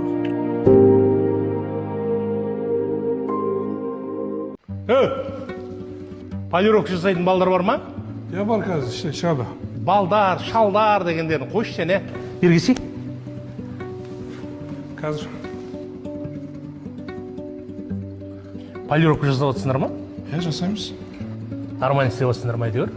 Качествомыз жақсы. Бағасы қанша отыр? Бағасы 100 000 теңгеден басталады полировканың. Қазір скидкамен 50 000 теңге. Экспресс химчистка 40 мың теңге. Сен скидка деген тықпай ақ қой. Қазір менің досым келеді машинасын жасатуға. Көтеріп айта бересің ғой бағасын. Ең үстіндегісін өзім алып кетемін. Қалай болады екен ол? Қалай болады екен демеш. Саған бәрі емес па? Ақша тапсаң болды ғой. Ассалаумағалейкум, аға, қалайсыздар? Қалай жақсы ма? Досым, мен өткенде ағам детельник ашты дегенім ғой. Осы, мен братаным. Бақыт деген ағам осы болады мен. Әке, мынау менің досым. Өте жақсы жігіт. Танысып алыңыздар. Иә, сен келем дегенше мына досыммен жақсылап танысып алдық. Мына автокөліктің баллоны бар ғой. Оған қанша қымбатын салсаң да, мықтысын салсаң да, ол по-любому жер басып жүреді. Батпақ басады. Батпақтың астында жүреді, бір сөзбен айтқанда. Мына сенің досың тура сол баллон секілді. Көтеріп айта бересің ғой бағасын. Ең үстіндегісін өзім алып кетемін.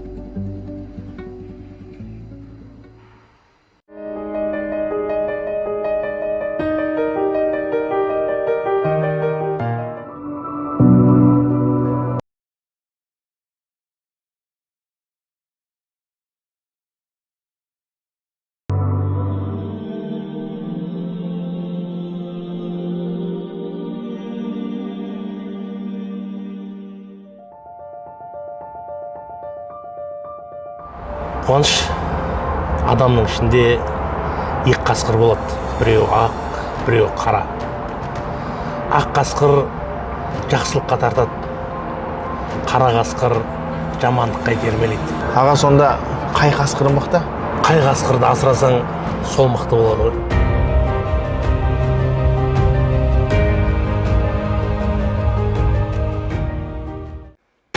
Тез бітіріп тасташы.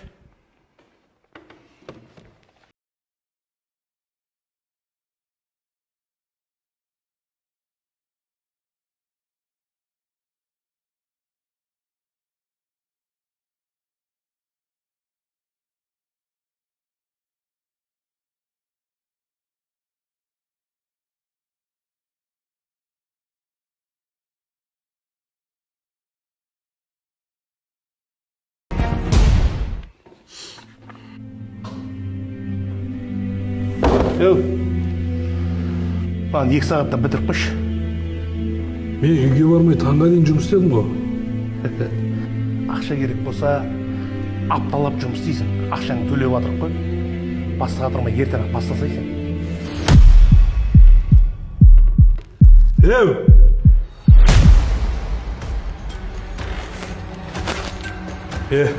Мына жұмысын өзің істеп ал. Балам, анау үйдің крышасын қашан жабасың? Отағасы үйде ұн қалмады. Папа, маған шоколад әкеп беріңізші. Не болды? Болды базеге, бәрін дайындап қоямын.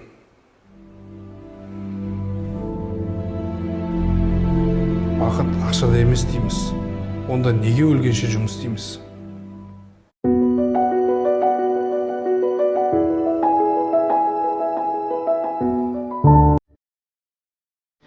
Не үшін бұлай болды? Не үшін әкесі 9 ай бойы көтеріп неге бала келем деп армандап жүрген кезде не үшін? Қай жерден қате кетті? Не үшін бұйырмады бізге бұл бала? Менің кінәмдан ба?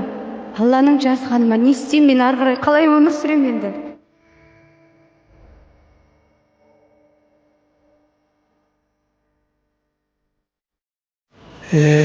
Жан-жарым, Аллах өміріңді қысқа қылды.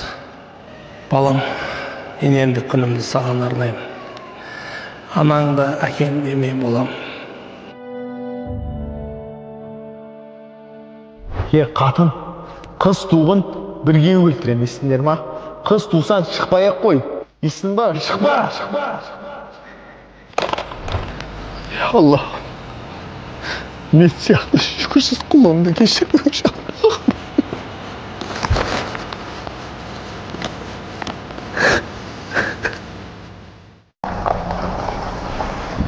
Не жұмыс сұрап? Сен қазу керек. Қазамызға қанша бересің? 5 мың. 5 мың? 50 мыңға да қазбаймыз, сен қуады екенсің ғой? Ема, сен дейді. Бауырым, 7 мың берсе, мен қазып берейін. Болды, жүріңіз онда.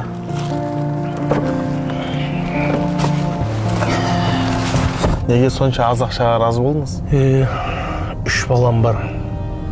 3-ші балам мүгедек болып туылды. Әйелім соның денсаулығымен әлек. Доктор мен екі ортада жүреді. Көздері жәутеңдеп, 3 балам үйде отқанда құр қол үйге қалай барам? Сол үшін де келістім. Жұмыс бірде бар, бірде жоқ. Ну, сізге? Бауырым, бұл көп қой. Жұмысыңды да істеген жоқпын. Аға, негізінен ешқандай жұмыс жоқ. Бір зекет берейін деп ниет еткен едім. Шын мұқтаж адамбыз дедім. Алла нәсіп етіп, өзіңізде жол.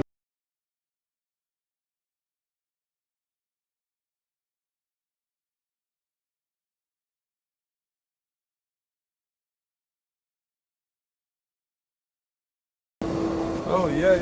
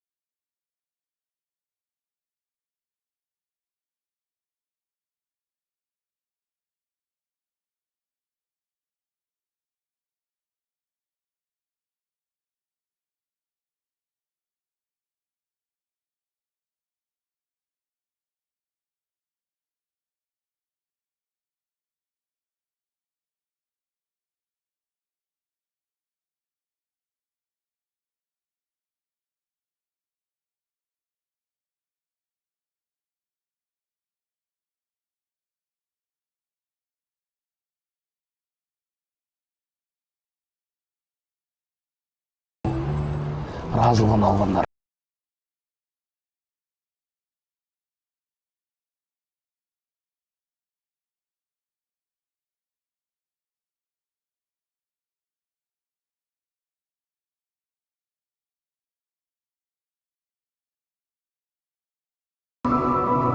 Досым, тыныш шықпа, не болып қалды? Ассалаумағалейкум.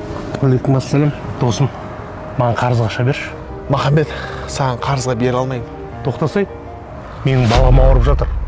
Менің жалғыз тұяғым. Менің жүрегім жыртылып бара жатыр. Сен түсінесің ма, досым? Сенде ақша бола тұрып бермесең, ертең ар намысың қиналмай ма? Қарызға берсе, мен саған бір айдың ішінде қойып беремін ол ақшаны. Махамбет, сен осы сөзі үшін бермеймін қарызға. Мен саған қарызға ешқашан бермеймін. Сен балаң, ол менің балам. Біз бауырларымыз. Есіңде ма? Бір-бірімізге серт берген едік. Біз ақыреттік бауырымыз деп. Сенің ақшың, мен ақшам деген болмайды. Міне бауырым, мынаны ұста. Алла шипасын берсін, бауырым.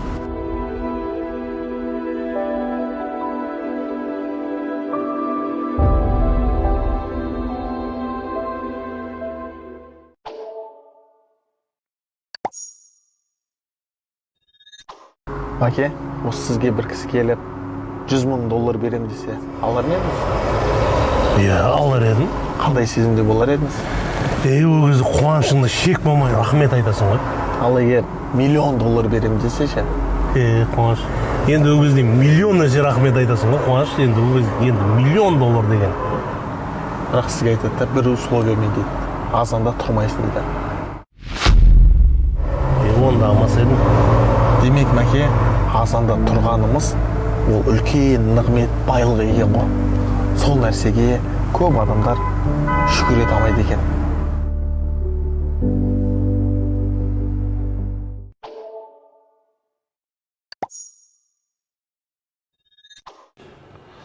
Охо, бауырым мынау әжептәуір кетіп қалған. Жөнделмей ма? Жөнделгенде мотор кетіп қалған ғой, қазір әжептәуір ақшаға түсіп кетесің ғой. Бүгін аренда қалған ем. Таксовать етіп ақша табылма деп. Өзің келмес пе қаша? Емес. Онда оның егесіне өткізе саған дұрыс ау. Потому что қазір анау бар, мынау бар. әжептәуір ақшаға түсіп кетесің ғой.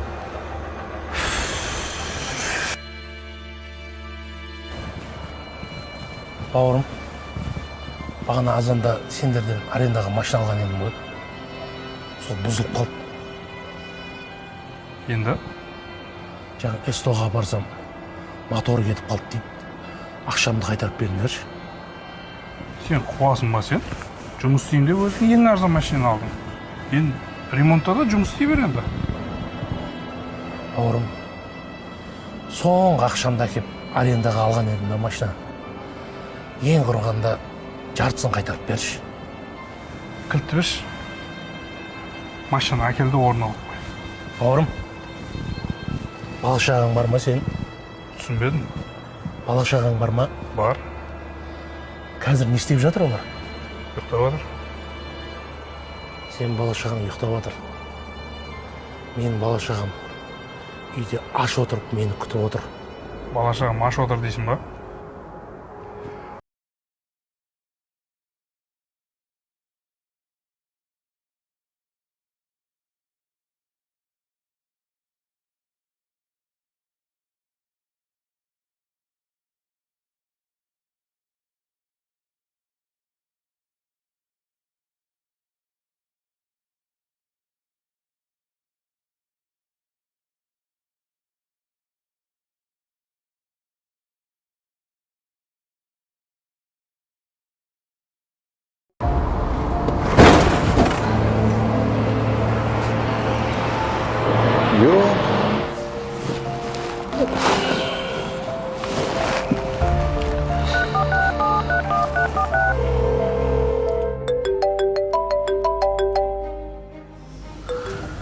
Иә, әке. Балам. Керек, қазір барам. Көке, не қылып түс, қара, не істеп қойдың? Қазір балам келеді. Ё-моё. Ассалаумағалейкум, барым. Алейкум салам. Не болып қалды? Сен ба баласы? Иә. Әкең не істеп қойған қарсы? Мына машинадан қанша тұратын білесің ба? Мына істеп бересіңдер, короче, конкретно ше? Сабыр сақтап алып істеп береміз. Әке. Балам, кеше ғана әперген машинаңды ұрып алдым. Кешірші. Әке, неге машина жанып кетпейді? Маған десе неге жоқ болып кетпейді, әке? Сіз аман болыңызшы. Сіз аман болсаңыз, бұндай талай машина аламыз ама. Робана Карим, балама екі дүниенің бақытын берші. Балам, мен саған разымын.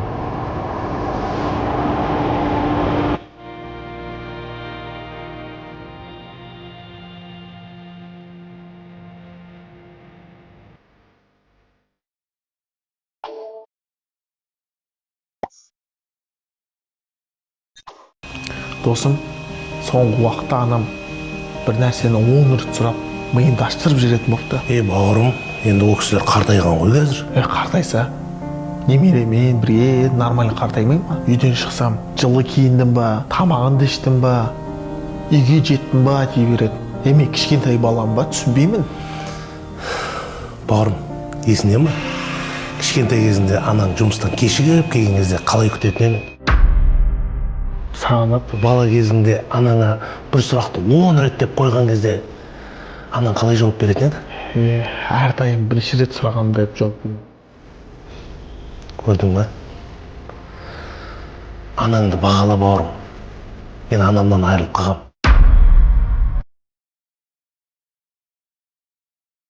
Сол анам маған қазір келіп сөйлестесе бар ғой, бір күн емес, бір жылдап отырып сөйлесер едім. Ол сенің осы жердегі жанатың ғой, бауырым. Сен ауырып қалсаң, немесе саған бір проблема болып қалса, қасында отырып, жүрегі жыртылып кеткенше отырады ғой, сол ғана сені уайымдайды ғой, қуаныш. Сол үшін анаңды барында бағалаш, бауырым.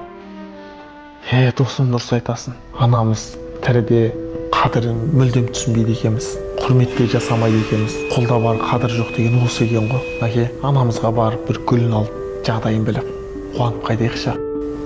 Жүр кеттік.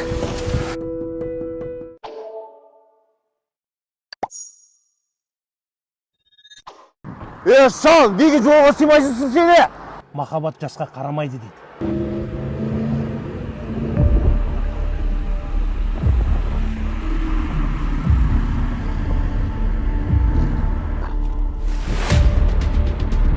Шал, неге жолға сыймайсың сені?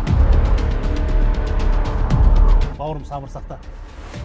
Нағыз мықты болу, өз-өзіңді ұстай білумен, ақылмен әрекет етуде. Сен не деп жатсың? Шынайы батыр біреуді қорқытып, немесе қысым көрсетіп өзін дәлелдемейді. Мазғын қайырма. Ақылыңды жинап, көтіңі тік қой. Түсі машинадан. Жіктер, қазақта сөз бар. Махаббат жасқа қарамайды дейді. Енді мақалға той болып, түсі машинадан. Аға, сөздеріңіз жүректен өтті. Мен жүре берейін.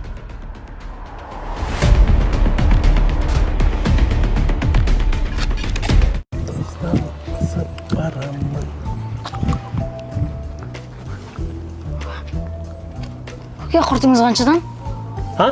Құртыңыз қаншадан? Бір теңгеден аласың ба? Көке, анау сыздық ма? Қайсы не ол? Мынау, бергелі, берге бер.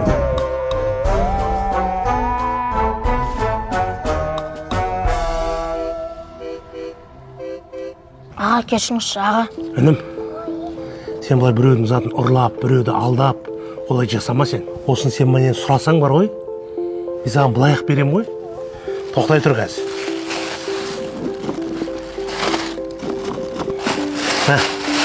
Одан да мынаны сатып, адал нан тап, мақма, енді ұрлама.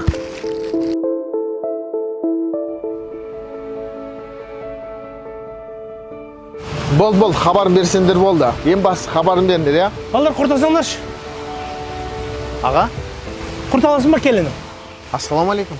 Уалейкум ассалам. Аға, есіңізде ма? Мен сізден бұрында құрт ұрлаған ем. Сол кезде сіз мені ұсталып алған кезде, сізді мен ұрама деп қатты қорқып кеткен ем. Сол кезде маған бір уыс құрт беріп, ұрлаған дұрыс емес екенін түсіндірген едіңіз. Содан кейін аға, көптеген жетістіктерге жеттім. Сатып атқан жеріңізге барған ем, ол жерде жоқ екенсіз. Аға, анау да сіздің кім еді? Қайсысы?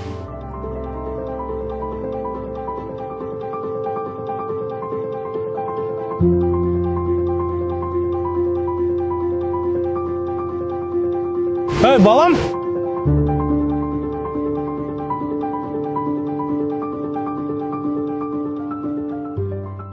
Қазақстанда болмаған патолог сыйлық. 50 жолдама 2 адамдық Турция еліне тегін 5 миллион теңгеге инвестиция. Бұның барлығын алу үшін ертең 21:00-де болатын сабағыма келіп тіркел. Балам, мен ана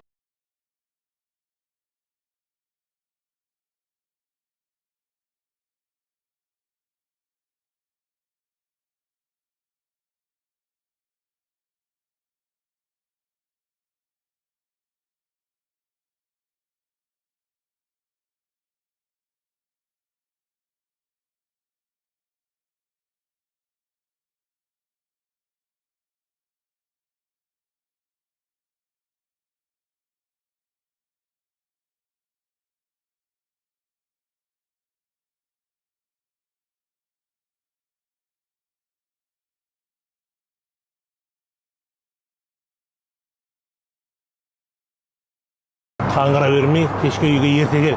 Болды. Әке, сіз сұрамадыңыз ғой менен қандай ұстазға бересің деп? Ұмытып кетіппін ғой, қандай ұстазға берейін деп жатсың? Маған жүруді үйреткен, маған сөйлеуді үйреткен, бар махаббатын салып, мен өсірген әкешім, сіз ғой мен ең бірінші ұстазым. Бұл машинаны сізге алдым, әкешім.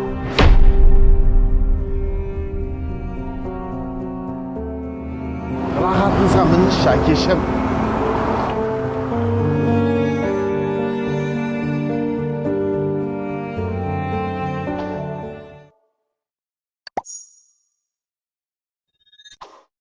Мамам. Жоқ, менің мамам. Жоқ, менің мамам. Жоқ, менің мамам. Жоқ, менің мамам. Жоқ, менің мамам. Қуаныш, сен үйдің кішкентайсың, қара шаңырақтасың. Қарасай мамаңа. Братан, келін мінезін білесің қандай екен. Маман сидырмайды үйге. Мен де үйге апарамайым. Күндіз-түні жұмыстамын, шетелге кетіп қалам. Анау біреуі оған қарап жарытпайды. Қара шаңырақты қалдырдық, үй жайдың бәрін қалдырдық. Не керек басқа? Қарасай маман ғой. Братан, сен де маман ғой, неге айқайлайсың маған? Сен қара, мен уақытым жоқ қарауға. Басты қатырасыңдар ғой.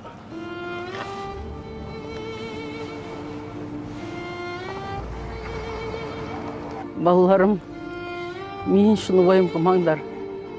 Мен қарттар үйіне бара саларым.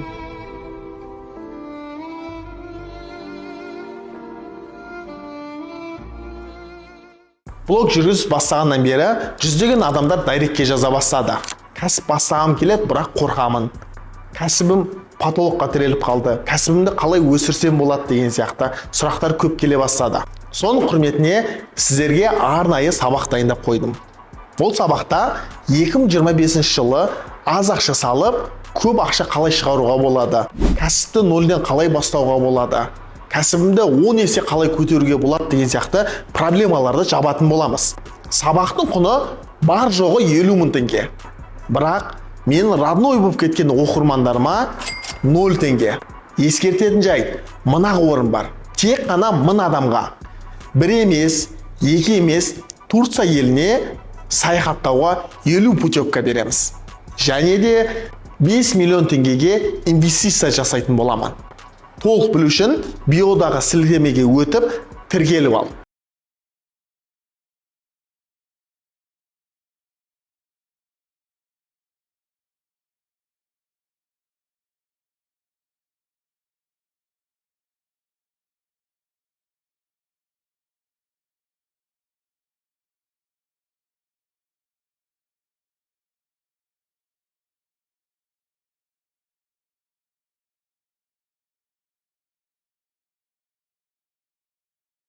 Мен есім Қуаныш, кәсіпте жүргеніме 10 жылдан асты. Егер сен аз ақша салып, көп ақша шығаратын нишалардың жолдарын білгің келсе, немесе кәсіп бастағың келсе, кәсібін 2 есе немесе 5 есе өсіргің келсе, саған арнайы сабақ дайындап қойдым. Оны алу үшін биодағы сілтемеге өтіп, тіркеліп кет. Мәке, кешегі мұқтаж отбасын анықтадық. Расында да мұқтаж отбасы екен.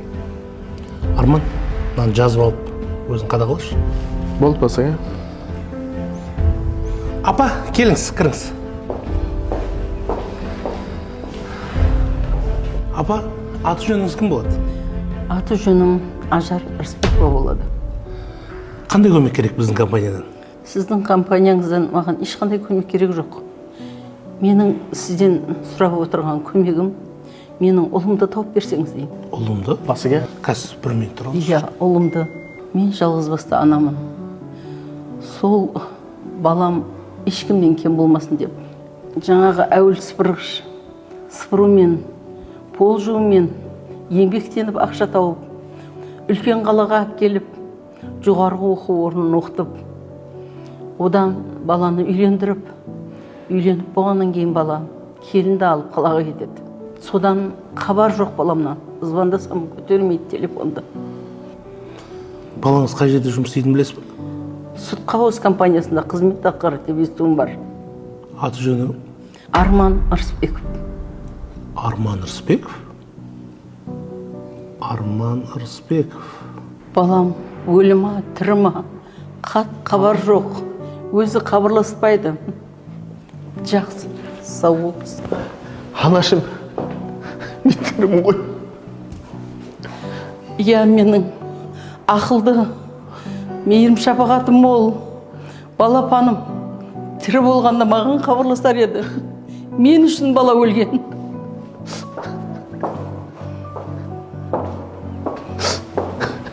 Арман Рысбеков. Сен мұқтаж адамдарға көмектесіп жүрсің. Сен өзің мұқтаж екенсің. Біздің Сүтқауыз компаниясында бұндай адам жұмыс істемейді. Сен бүгіннен бастап боссың.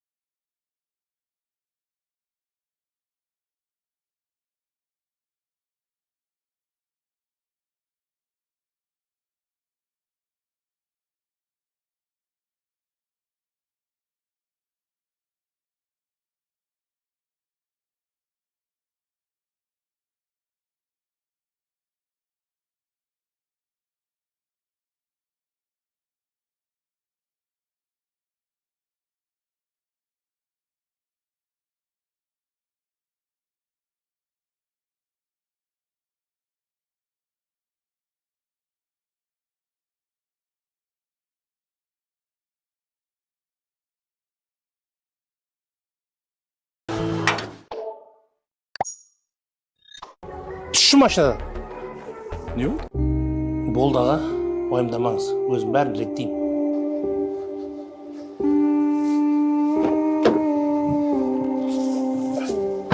Қалайсың досым? Жақсы, өзің қалайсың? Жақсы. Үйдегілер қалай? Жақсы. Әкең қалай, жақсы ма? Жақсы. Досым, мен саған бір нәрсе айтайын деген едім да. Бір минут, важный звонок болып тұр. Ау жаным. Жұмыстамын ғой. Сол жұмыстан кейін кездесеміз ғой кешке. Все, жақсы. Сөйлесіп болдың ба? Біз саған 2-3 күннен бері Қоя тұршы, 5 минут. Ойын бітіріп алайыншы, қазір ұтылып қалам. 5 минуттан соң асықпай отырып сөйлесеміз.